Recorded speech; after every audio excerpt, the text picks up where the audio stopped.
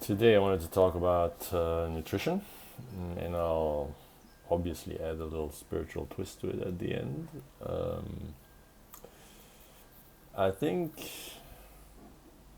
well, most of my posts are spiritual in nature, but at the end of the day, you cannot forget that you're incarnated in a human body, and that body has needs, and that body functions according to specific biology. And so it's quite important to be in a healthy body. It helps with every aspect in life, including spiritual development. If you're unhealthy, it's just a hindrance towards any type of development because you're just not feeling at your you cannot reach your highest potential. And so nutrition is a big part of that, I believe.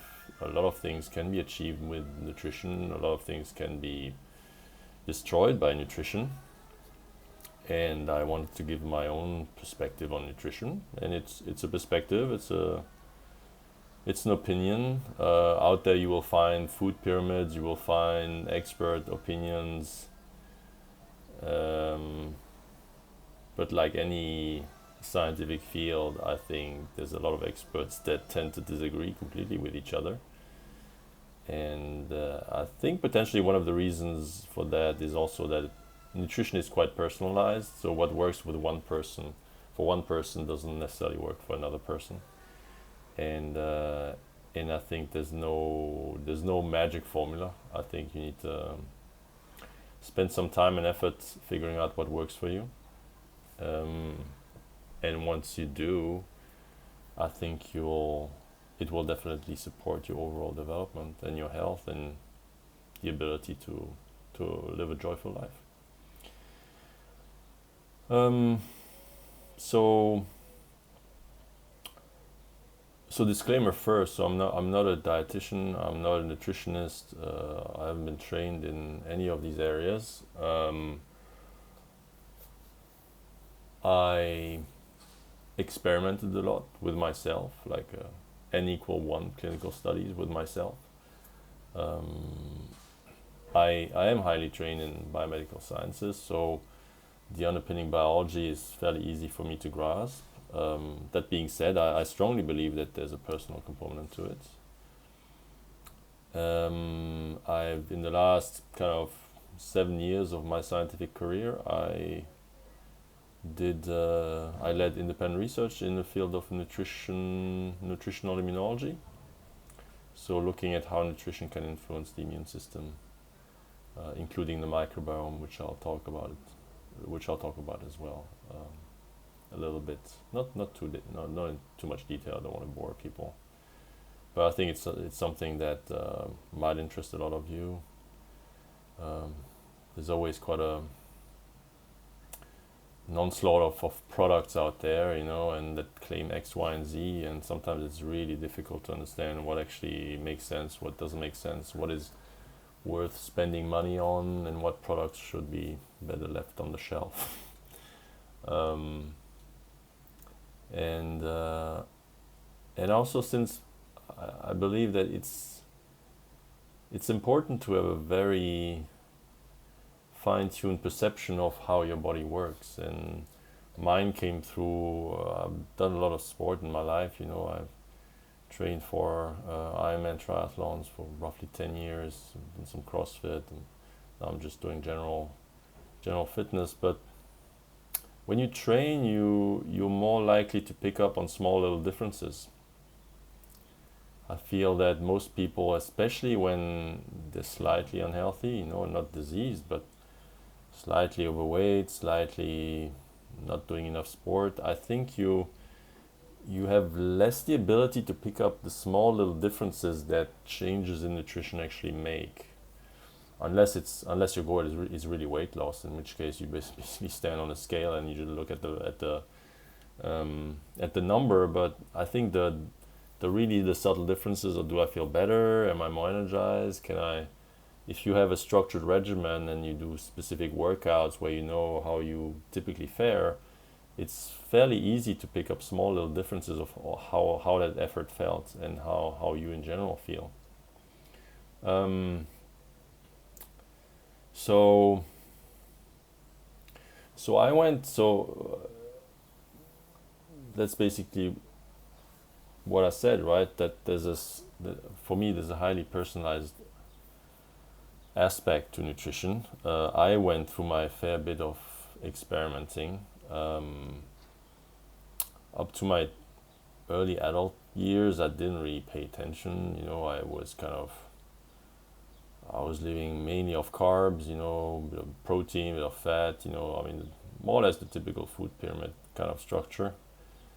Um, and then, well, when I started to train a bit more, of course, you typically up the carbohydrates intake.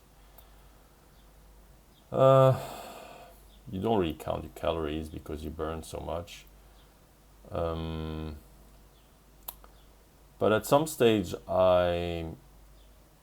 especially when I actually came off the the high level endurance training, this is where I started to pay attention a bit more to it, because I realized, okay, I'm not gonna spend, well, whatever, 20, 25 hours training per week. So I actually need to pay attention to what I'm gonna eat, because otherwise I might just become really obese, due to just the regular habit of eating a lot, a volume.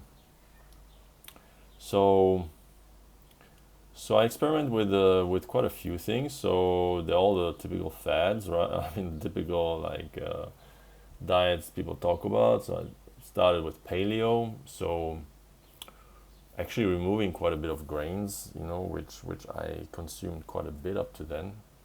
Um, healthy meats, a lot of salad, a lot of greens, and then that worked really well. I think that's if you do it in a good way, it tends to be fairly expensive if you want to have good quality products. But I think it's definitely a good diet. Not that I was unhealthy beforehand, so it's not that I suddenly became healthy on it. So I cannot really claim that it's gonna do anything for you. But I think from how I felt and my energy levels, and I don't typically weigh myself, but my weight was very stable on it. I wasn't craving anything. So I think paleo is definitely something that I would recommend people to experiment with.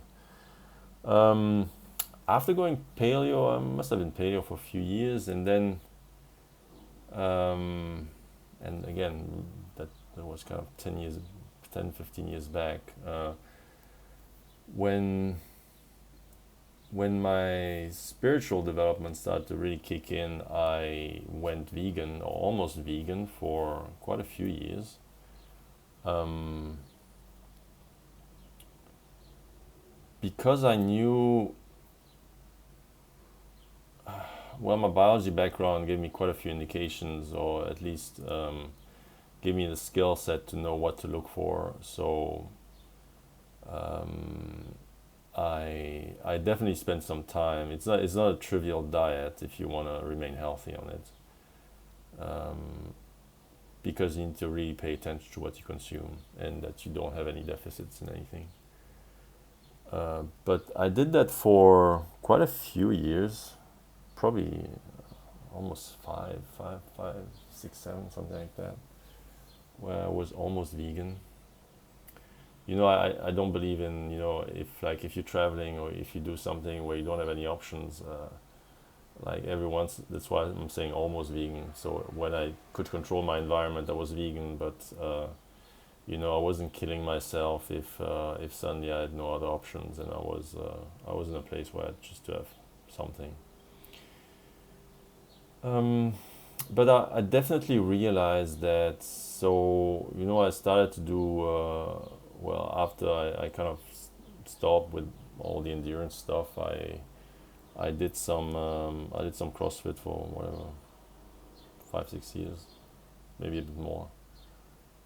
Um, I definitely felt that being vegan, at least for me, again, I'm saying it's personalized, and I think you need to experiment, because some things might work for you, and it doesn't work for other people. So there's no point in trying to enforce your opinion on anybody. Um, think you need to stay really humble with nutrition in general. I After a while, I really started to feel weak in general. Weak in terms of I didn't have that strength. It kind of I was a lot of times I was hungry on the vegan diet. I think it's just that I think it's basically a ratio thing depending on what you're eating. It's just you at some stage depending on your composition, and I'm 6'6", I'm under 200, just under 200 pounds or something like that probably, although I don't weigh myself frequently, but that's basically what I think I am.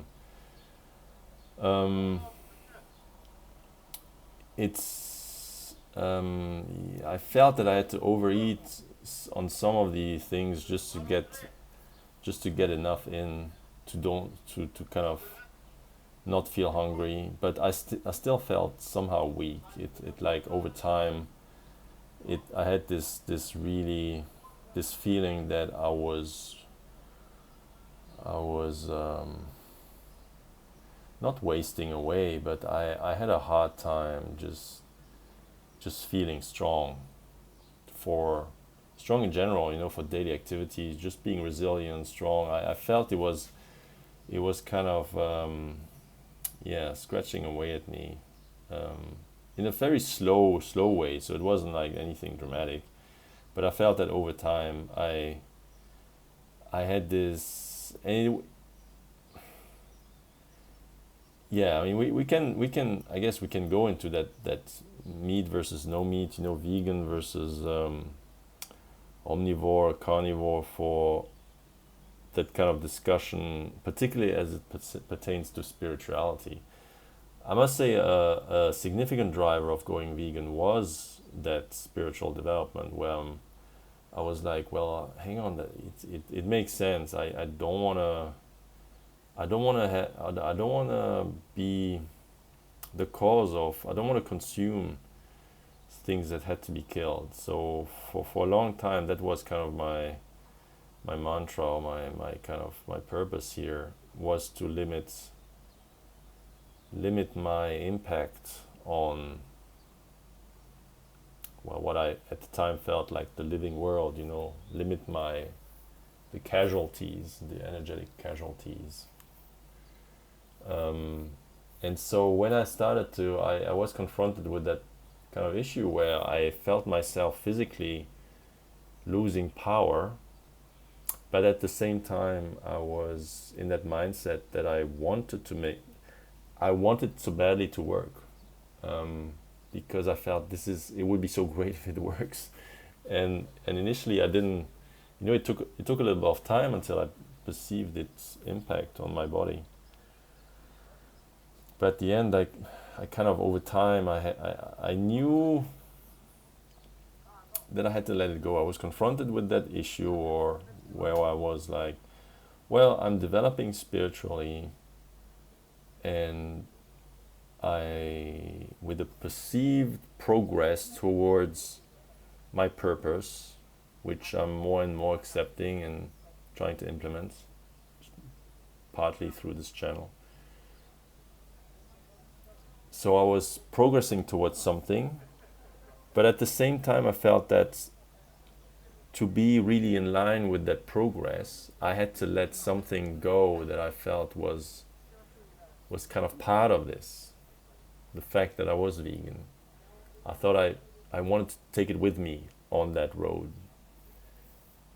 But when I felt that, I definitely felt that for me to stay strong and to the best of my ability to follow that path somehow required a different source of energetic consumption. We hear, and it led me down that other inquiry within myself. We're incarnated, so we're consuming.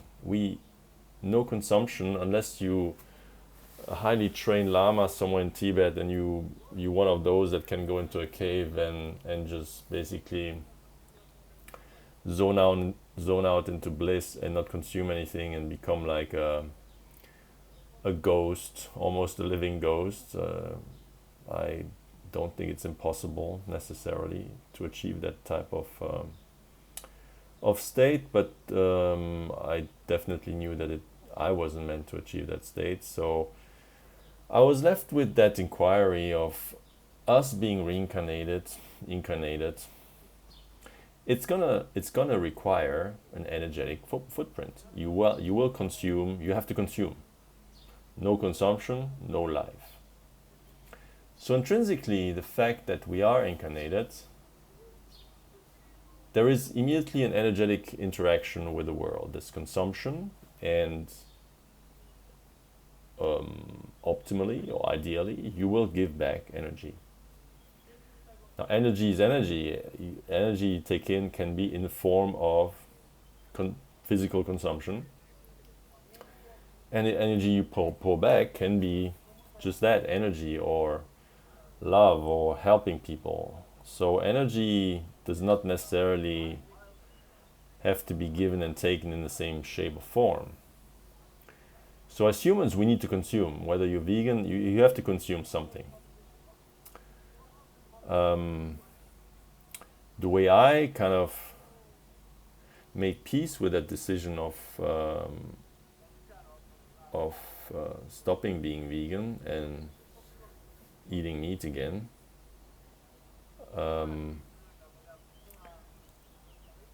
was that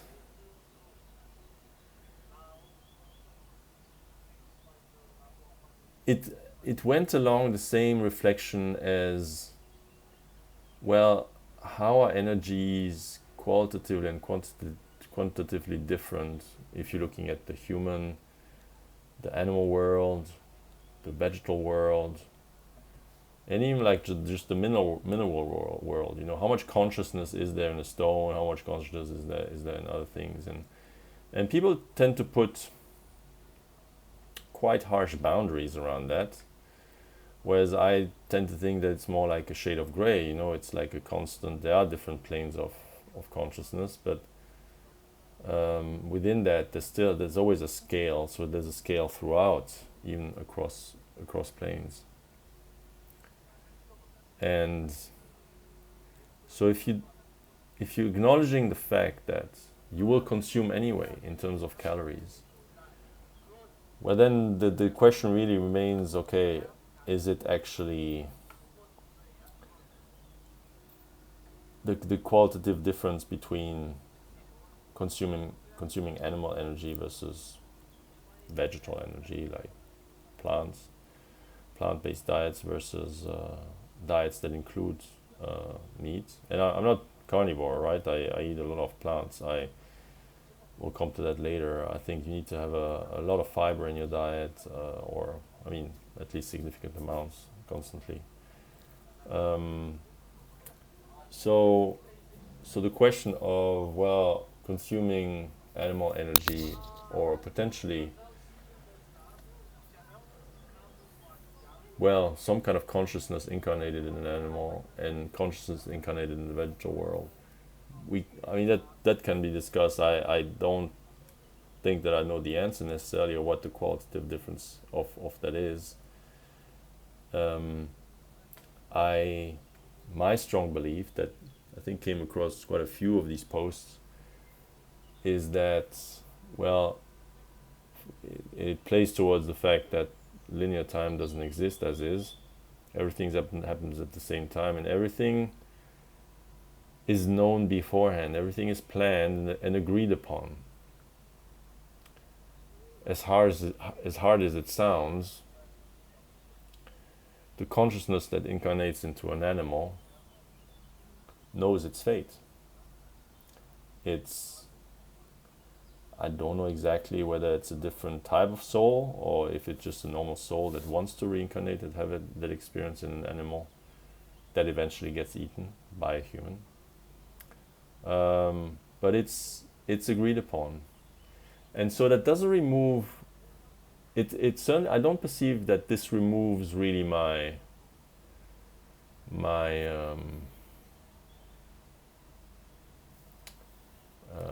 how should I say that? It doesn't remove the intent in my choice to eat meat. It's not that, well, it was agreed upon, so no, no, no. It's still an active choice that I make. I'm conscious of that. That's not a problem. And that choice is for me legitimate because, as I perceive it, it allows me to be at my strongest and and fulfill my purpose here on earth.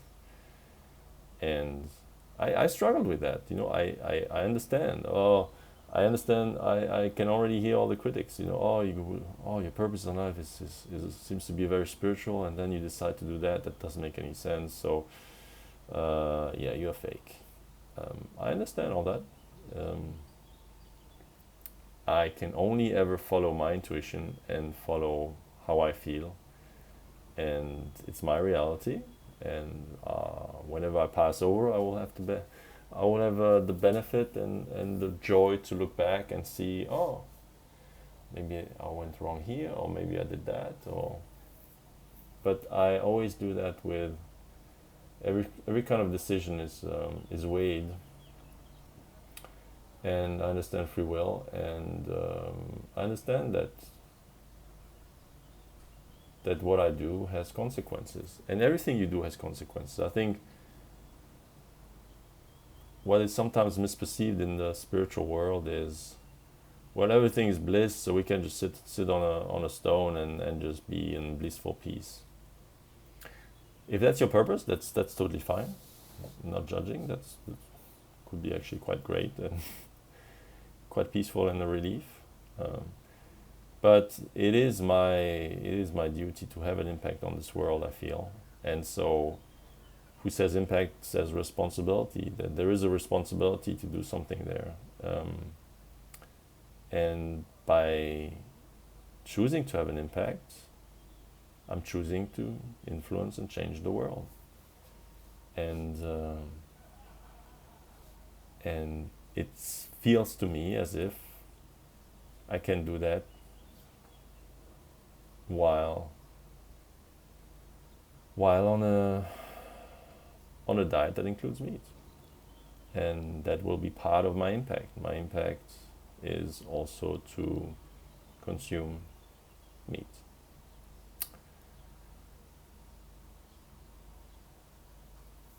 So, so for me, the vegan diet really didn't seem to be a long-term option. Now, when we're looking at now, let's just zoom out and look a bit at the food pyramid. When people say, well, what is objectively healthy or not healthy, or what should you do? That's quite complicated because there's quite a bit of conflicting data out there, conflicting opinions. If you're looking at the food scale, like meat is definitely on top of the pyramid, so on the smallest contribution, and then there's a large contribution of grains, whole grain. Um, so the food pyramid itself, I think, is definitely wrong. Um, because biologically, first of all, let's just say one thing for sure. Like, this entire thing about calories in, calories out is complete nonsense. Food has information attached to it. It's not just, and the information is not calorie. Um, Food is being, in terms of its macronutrient composition, there's a reaction from the body based on what you consume. You consume 100 grams of fat, 100 grams of carbs, 100 grams of protein. Your body reacts entirely differently to that consumption. The carbs, then again, there's different types of carbs, but the carbs will trigger the release of insulin, which it won't in the case of fat. Well, protein can to some and fat can to some extent lead to gluconeogenesis in the liver, but that's not really gonna spike your insulin significantly. Protein can also, in terms of when it's broken down in amino acids, can also mildly potentially like um, trigger some insulin, but very almost non-significantly as compared to carbs. And the problem is, well, insulin is a hormone, so it's going to do a whole lot of range of things, and so your bodily reaction to the carbs or protein or fat will be entirely different. The production of insulin will, well, induce glucose receptor upregulation on cells so that you can actually take out the glucose from the blood circulation, because let's just say one thing for sure. Glucose in your bloodstream is toxic. You just glycate all sorts of proteins, so it's toxic to have too much sugar in your bloodstream. That's why it's being removed. That's why you have the insulin release, and that's why the blood, the cells have to do a very quick job of taking out all the blood out of all of the sugar out of your blood, so that it doesn't do any toxic things. It doesn't have the time to do it. One of the ways to look at diabetes is long-term one is to look at HbA1c. Some people will maybe be familiar with it. So it's a glycated form of hemoglobin. So it's basically sugar binding to a protein. It's not supposed to do that because the protein itself cannot really, or most protein cannot really function once they're glycated, right? So it's a form of toxicity. Your body cannot deal with a lot of sugar in your organism. It has to be shuttled away. And once it's in the cell, it can then be stored in terms of glycogen, or if there's too much around, well, then it's going to be stored as fat. Whereas fat, well, if you consume fat, well, first of all, you're not going to trigger any insulin.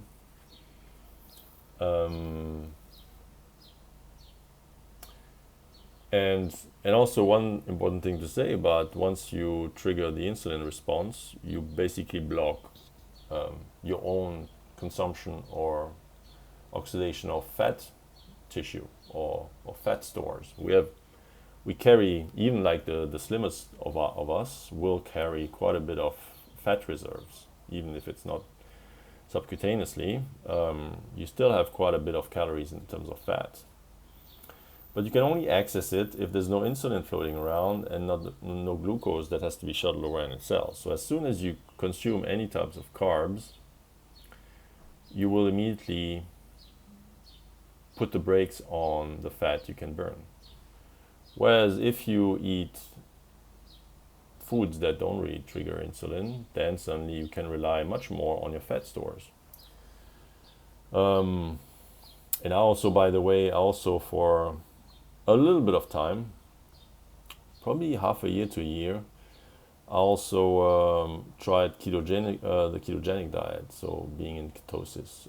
I was still kind of doing endurance, or I was going back a little bit to endurance. I thought maybe I could just focus on the running and do some ultra runs, and so I was.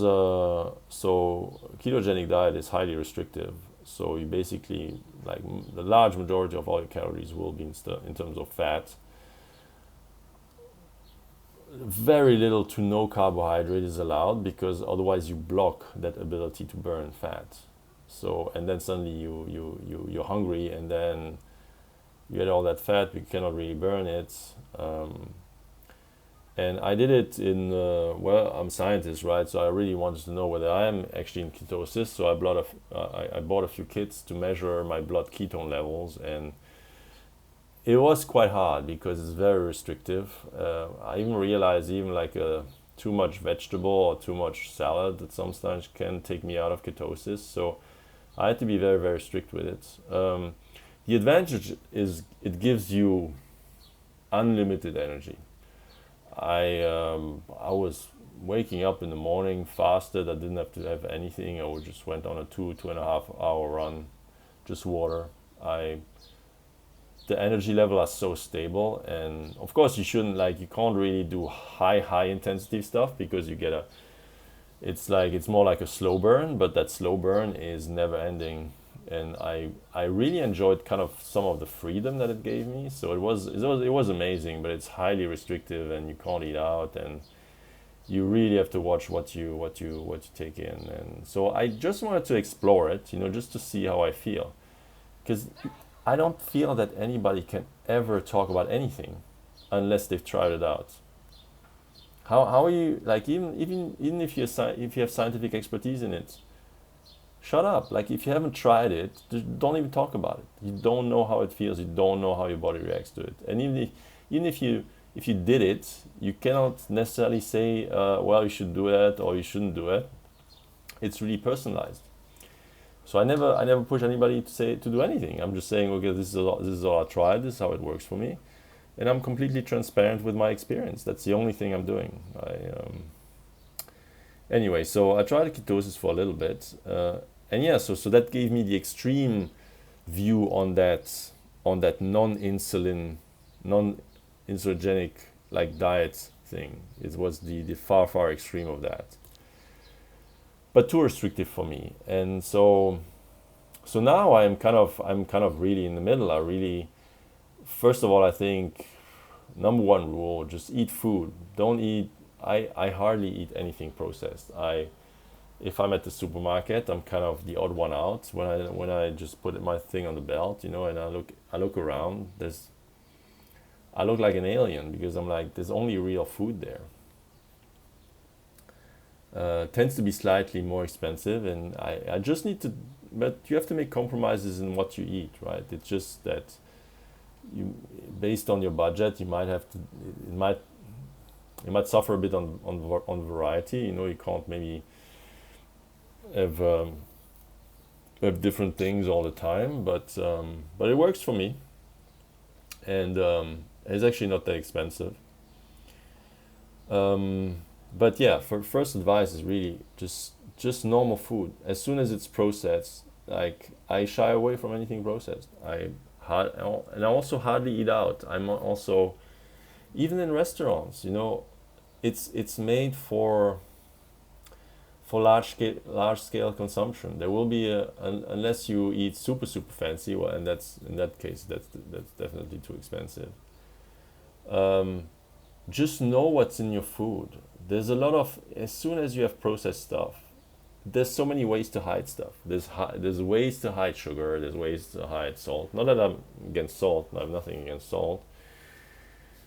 But there's too many things that are being added to it just to give it shelf life, and that cannot be good. Every once in a while, maybe, but I haven't been in fast food for decades. I haven't. I don't eat packaged stuff.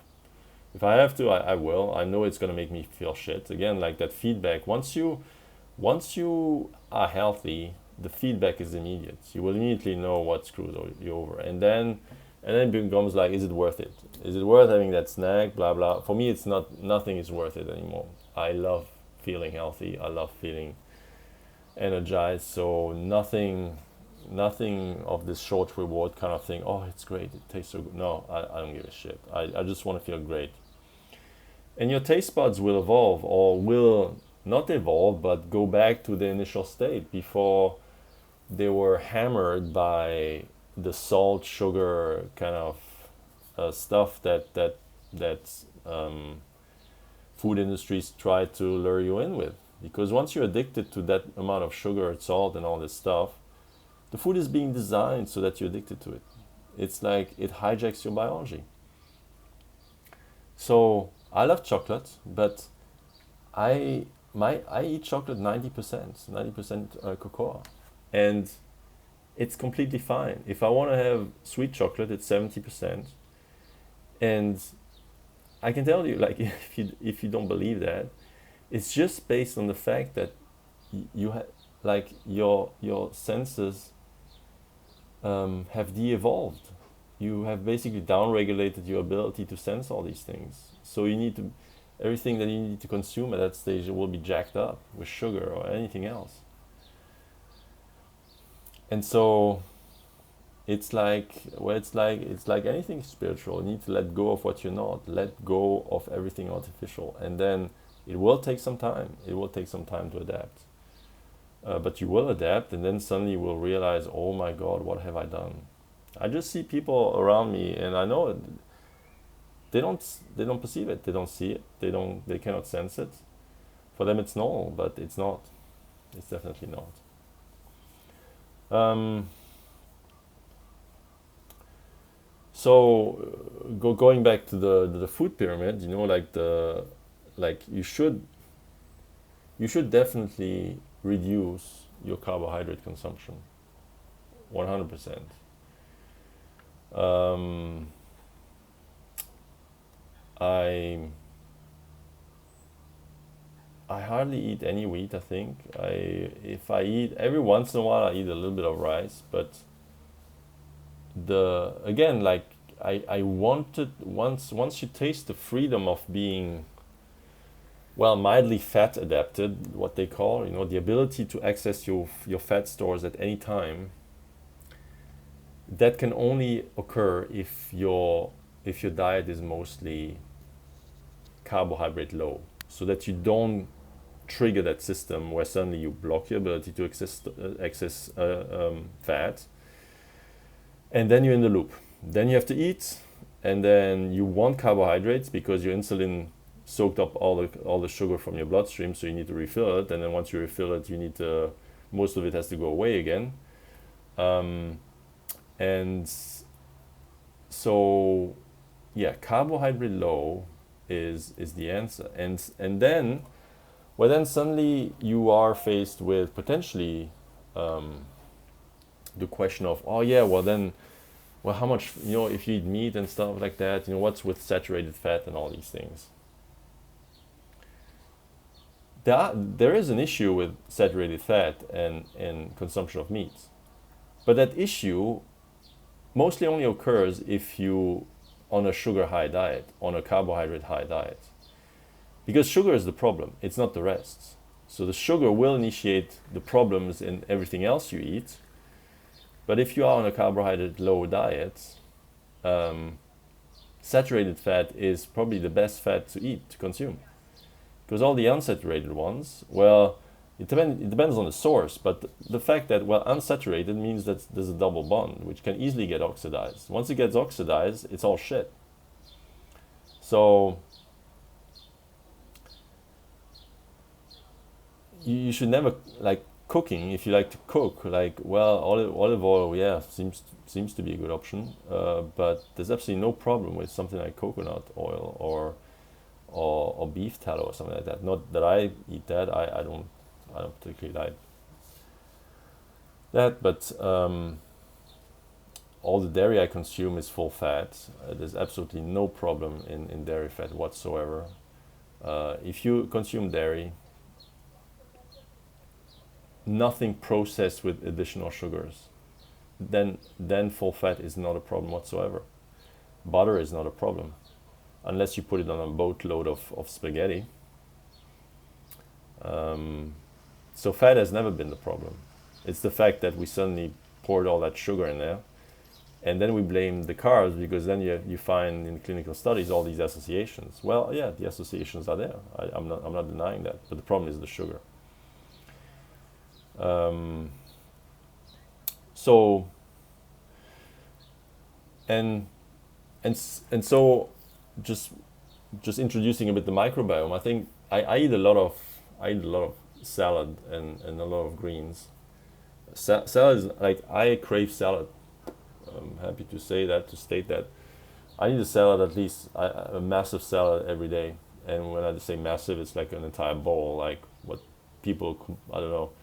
This is like, if there's a table of six, they would put that for the table of six. Well, I eat that as a whole, and then I only need a bit more protein, and that's that's my meal, my lunch, for instance. Massive salad, and I need one every single day. If I'm flying, it's just it's terrible, because I don't get that fresh stuff, and the tiny little salad on the side, like I need 10 times that or 20 times that.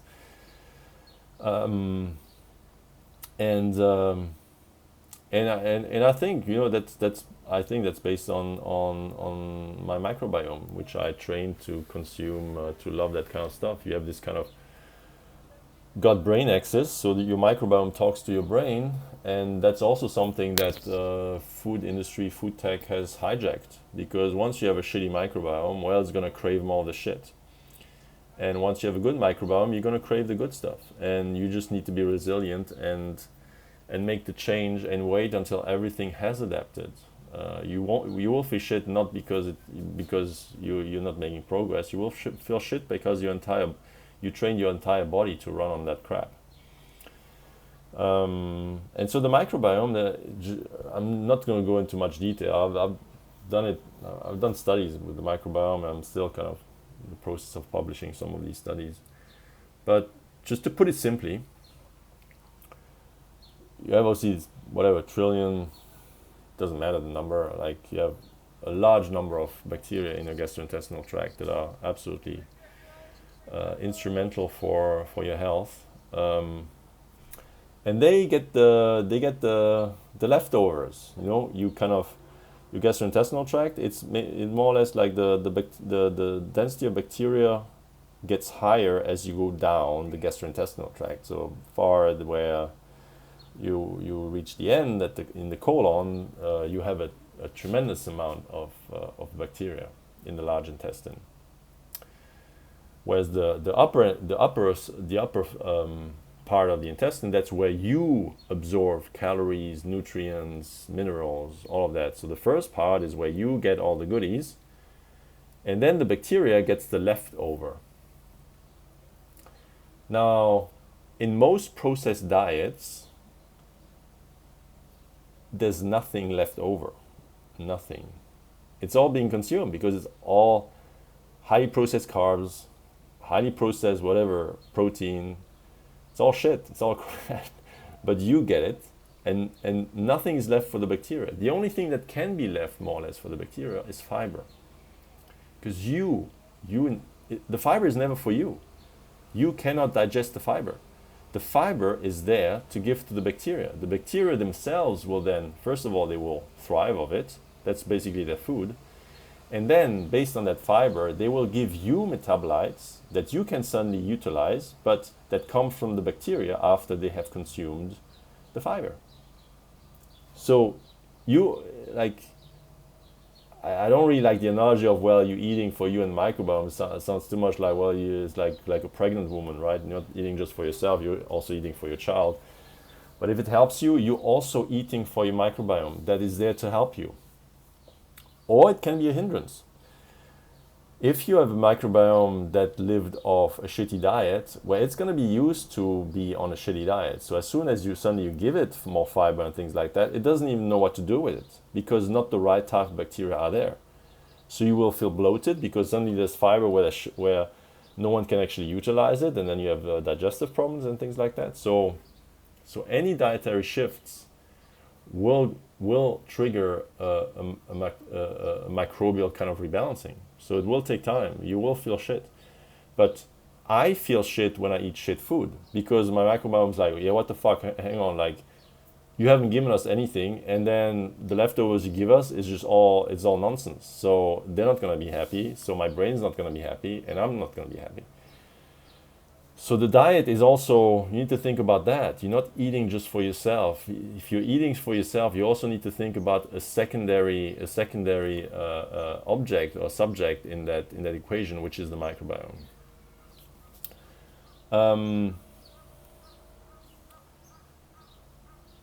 So that's that. And the microbiome, I think, gives you kind of also, it's kind of a holistic perception of nutrition, right? It's holistic in terms of, well, in science we say we are meta-organisms. So meta-organisms, we're a collection of organisms, and that to some extent is true. We are, on a cellular basis, we're mostly bacteria, right? There's more bacterial cells that human cells, if you on a cell by cell basis, but the bacteria are just so small compared to a human cell that we don't see it like that. But we are meta-organisms, and we also have other types of things in the gastrointestinal tract. You might have worms, you might have viruses, or you might have phages, which are viruses for bacteria. So all of these things are synced together, And most importantly, again, it's linked to your brain, to your cravings. So don't think that like, oh yeah, you should follow your cravings. Your cravings are to a significant extent triggered or influenced by what you've done before.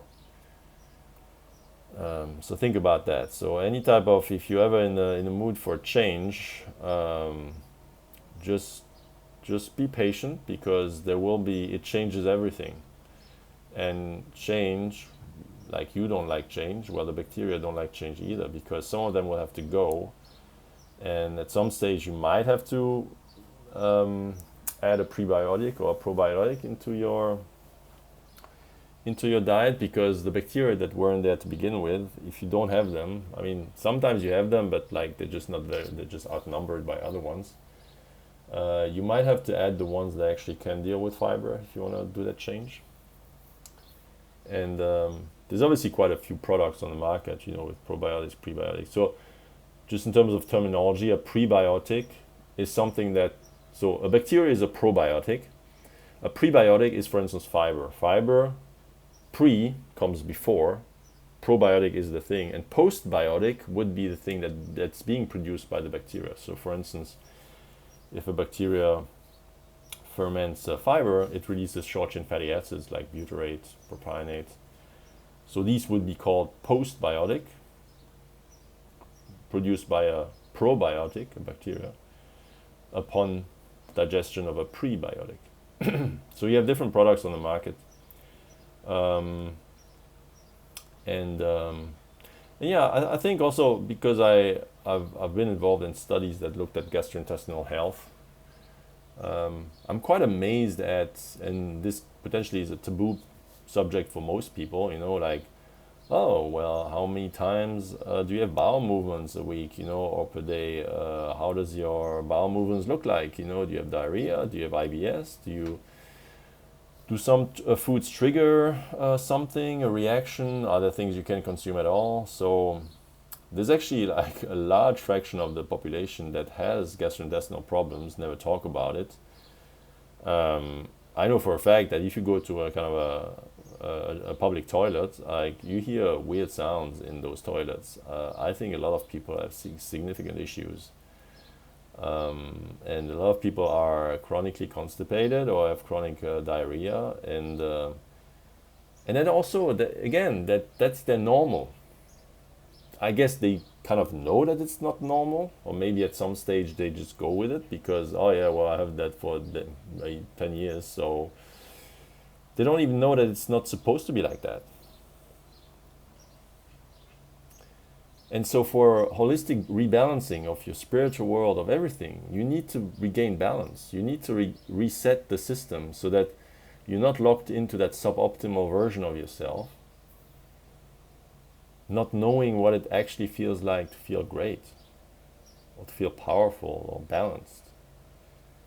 And it is holistic, just by the mere fact that you have that interaction with the gut brain. That's where grandma always said, listen to your gut. That, like, obviously there was no, the microbiome was even known at the time, but they already understood that, hang on, there's some signals from your gut coming. Obviously, like, it includes other things. It's more based on what do you feel about a particular situation, not necessarily whether your food is inducing any type of changes in your brain activity. But yeah, nutrition, I think it's a part of it. And when I'll start coaching people, nutrition is something that we'll have to look at. There's no point in trying to fix all the rest if nutrition is not somehow dialed in. And I'm not saying you have to have a perfect diet. There's also ways to take that to the extreme. Have orthorexia, where you stressed out by the fact that, oh, hang on, like, I'll be there and I can't eat my food, blah blah. No, it's not about that. It's about having sufficient understanding to look at the options that you have. Ideally, at home, you decide fully your options. But I don't carry my food around everywhere, but I know exactly what I can and shouldn't eat. and I can very quickly assess based on my knowledge of, okay, these are the options there. I'm going to take that, and most of the time I will take things that no other people will take, or I will shy away from things that everyone takes. In airports or things like that, just because I know exactly what X, Y, and Z is going to induce, or how it's going to make me feel, or what it's going to do. And have that information is, I think, is crucial. And it will make your life easier because you will feel better. Yeah, of course, there will always be jet lags and things like that, particularly if you travel, but like the ability to very quickly bounce back is amazing. Once you're healthy, you can. It's like the concept of alchemy, like energetic alchemy, your mind space, your mind body. It's the same thing. Like you have something. It's not about being healthy and never be triggered. The thing is to be resilient against any other trigger. That's what the purpose is. But you need to have that balance first, so that okay, that's the steady state, and then learn how to get back to the steady state as quickly as possible. And learning what would take you out of the steady state, what would help support it, without making too many compromises. It's just like, okay, that food versus that food. You might even say, well, which one should I take? But it might have complete opposite effects, and then just choosing the one that will have least detrimental or even potentially a good effect. And finding the things that taste good. And again, taste will have to readapt because you are accustomed most likely to stuff that is processed. So your taste buds have been hijacked, and you need to get them back to baseline. So that's part of it. So I hope you enjoyed all this. If there's any questions or you want to leave comments, if that's something you want me to expand upon, or any kind of particular subject you want me to expand upon as related to nutrition or the microbiome or anything like that, feel free to comment. Yeah, I'll leave it at that, and I'll see you next time. Bye.